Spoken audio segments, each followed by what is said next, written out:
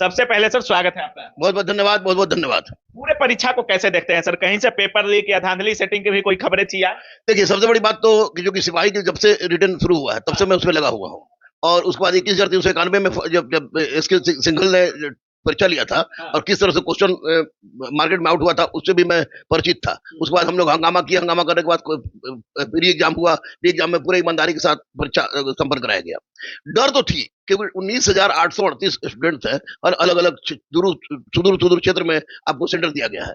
और सिपाही भर्ती बोर्ड के पिछले इतिहास को देखने के बाद ये स्पष्ट हो रहा था कि कहीं ना कुछ होगा, क्योंकि दलाल मार्केट में खुलेआम घूम रहे थे। लेकिन आज जब परीक्षा संपन्न हुआ और संपन्न होने के करीब 1.5 घंटा तक मैंने विभिन्न जिला के जहाँ डीएम परिचित है, जहाँ एसपी परिचित है, जहाँ डीएसपी है, जहाँ थानेदार है, कहीं से भी और किसी लड़का के माध्यम से किसी भी तरह का क्वेश्चन लीक होने की या चोरी चकारी की कोई भी सूचना प्राप्त नहीं हुई, जो निश्चित रूप से काबिल तारीफ है इनके लिए, आपके सिपाही भर्ती बोर्ड के चेयरमैन जितेंद्र सर के लिए और सचिव मनीष कुमार जी के लिए ये काबिल तारीफ है। दूसरी सबसे महत्वपूर्ण बात हम बताएंगे कि आज बच्चे जो पहले तो होता ये था कि क्वेश्चन आउट हो जाता था, पढ़ने वाले लड़के परीक्षा देते ही नहीं थे।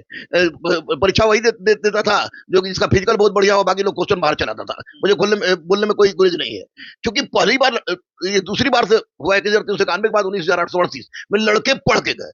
लड़के पढ़े, जो जितना था उतना पढ़े, और उस पढ़ने के बाद 9th 10th स्टैंडर्ड के सारे प्रश्न थे और प्रश्न मतलब सिलेबस के अनुसार 9-10 100%। अब मैं कह रहा हूं कि जो लड़का SCRT का 9-10 का पढ़ा होगा, कोई गाइड एटम बम, परमाणु बम, हाइड्रोजन बम टाइप का कोई गाइड ले लिया होगा और स्पीडी पढ़ता रहा होगा, वो लड़का 70, 75, 80 के बीच में मारा है। लेकिन ये भी सुनने में आया, बहुत सारी जगह फोन आई, समस्तीपुर में, कैमूर में, रोहतास में, कुछ क्षेत्र में जो था कि क्वेश्चन लड़के बोल रहे थे कि बहुत टफ था।